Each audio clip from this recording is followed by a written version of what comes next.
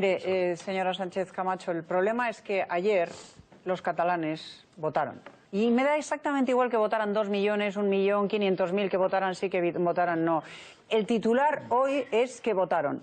Que el Tribunal Constitucional les había dicho en 2 ocasiones que no podían votar y que votaron. Y que votaron porque el Estado de Derecho quebró ayer en Catalunya i en conseqüència en Espanya. És el que ens queda per fer, però suposo que si això que es diu transparència evoluciona positivament els propers anys, suposo que dintre d'uns anys quan descodifiquin els cables entre ambaixades hi haurà ahir a la nit un informe rellevant, notícia rellevant dient que 2,3 milions de persones s'han patat l'autoritat del Tribunal Constitucional i a un poble, a un tribunal de 12 membres que va impugnar tot un poble, doncs una part d'aquest poble, 2,3 milions, han impugnat tot un Tribunal Constitucional i que per tant segueix ben oberta, més sòlida que mai i més arrelada que mai la lluita per la plena llibertat política i per l'autodeterminació per sortir de la pitjor crisi social i econòmica que viu aquest país.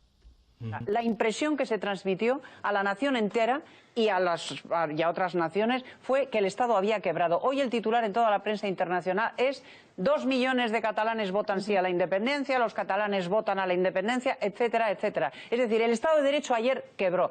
Y estás con el culo al aire.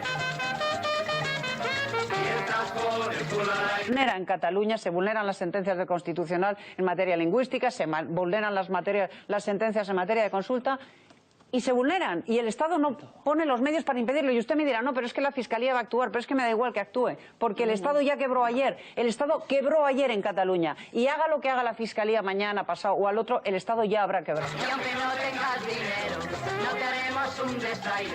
Este ritmo es pa' que bailes, si estás con el culo al aire. Y estás con el culo al aire. Eso sí, pero que quebró el Estado de Derecho en absoluto. Tú me dices, los titulares de hoy son 2.200.000 personas y los de mañana serán que la democracia gana a los independentistas y separatistas porque la ley, la justicia y la democracia es implacable, porque el señor Mas no está por encima de la ley. Por eso yo estoy perdida, completamente perdida, como una hoja caída que nadie va a recoger.